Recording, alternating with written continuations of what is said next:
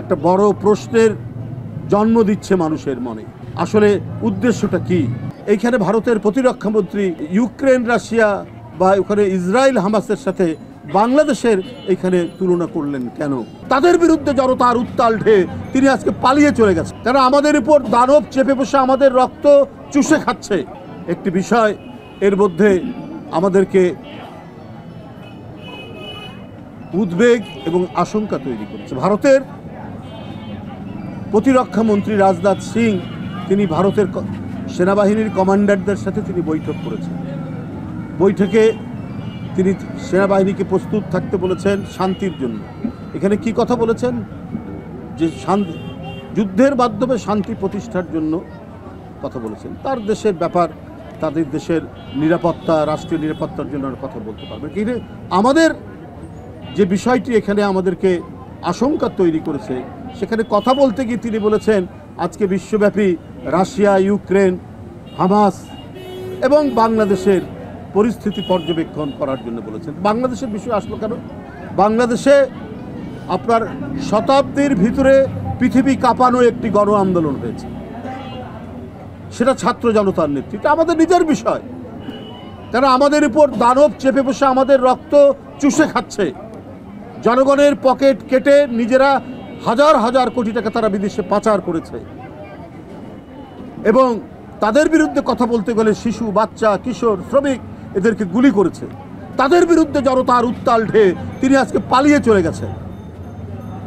তো বাংলাদেশে তো স্বাভাবিক অবস্থা বিরাজ করছে। বাংলাদেশ একটি স্বাধীন দেশ, সার্বভৌম দেশ। এইখানে ভারতের প্রতিরক্ষা মন্ত্রী আপনার ইউক্রেন রাশিয়া বা ওখানে ইসরায়েল হামাসের সাথে বাংলাদেশের এখানে তুলনা করলেন কেন? এইসব বিষয়গুলি, এইসব বক্তব্যগুলি একটা বড় প্রশ্নের জন্ম দিচ্ছে মানুষের মনে।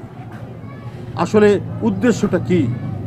এই জন্য আমি আবারও আপনাদের মাধ্যমে গোটা জাতির সামনে বলতে চাই, মোহাম্মদ সাগররা যে রক্ত দিয়েছে, এই রক্ত হচ্ছে দেশের স্বাধীনতা রক্ষার, এই রক্ত হচ্ছে দেশের সার্বভৌমত্ব রক্ষার, তাদের রক্ত হচ্ছে গণতন্ত্র পুনরুদ্ধারের।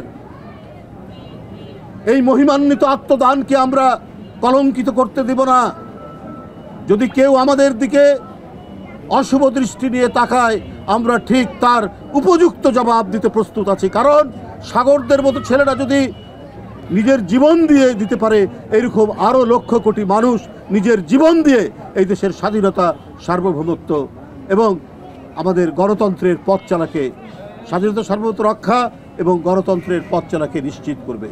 আজকে আমরা বিএনপি পরিবার দেশনায়ক তারেক রহমানের পৃষ্ঠপোষকতায়, তার তত্ত্বাবধানে সারা দেশে আজকে যারা এই আন্দোলনে গুলিবিদ্ধ হয়েছেন, এই আন্দোলনে যারা আহত হয়েছেন, যাদের চোখ গেছে, অন্ধ হয়ে গেছেন, হাত গেছে, পা গেছে, এছাড়াও নানাভাবে ক্ষতিগ্রস্ত হয়েছেন, তাদের সাহায্যার্থে সহায়তা দেওয়ার জন্য এগিয়ে আসে আমরা বিএনপি পরিবার।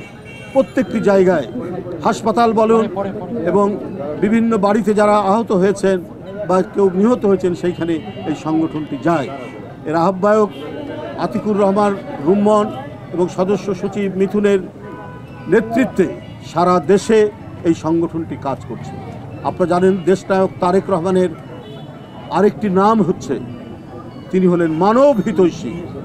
এই মানব হিতৈষী কাজ শুধুমাত্র দলের নেতাকর্মী নয়, সাধারণ মানুষ যারা ক্ষতিগ্রস্ত হয়েছে, সাধারণ মানুষ যারা আজকে নানাভাবেই দমন পীড়নের শিকার হয়েছে, তাদেরও তিনি খোঁজ খবর রাখেন। তার কোন ছেলে মেয়ে লেখাপড়া করতে পারছে কিনা পারছে না, সেটাও তিনি খোঁজ খবর রাখেন। আজকেই সংবাদপত্রে বেরিয়েছে একজন মেয়েকে আমরা কেউ জানি না 10 বছর ধরে তিনি লেখাপড়া করাচ্ছেন। তো আমরা বিএনপি পরিবারের মাধ্যমে দেশনায়ক তারেক রহমান এই মানব হিতৈষী কাজ, মানব সেবামূলক কাজ তিনি করে যাচ্ছেন রুম্মন এবং মিথুনের নেতৃত্বে। আজকেও তারা এখানে এই সহায়তার জন্য এখানে এসেছেন এবং পরবর্তীতে তারা আরও এই সহায়তা করে যাবেন। অসহায় মানুষ, আন্দোলনে আত্মদানকারী মানুষ, আহত, পঙ্গু, অন্ধ প্রত্যেকটির জন্য দেশনায়ক তারেক রহমানের পক্ষ থেকে তারা কাজ করে যাবে।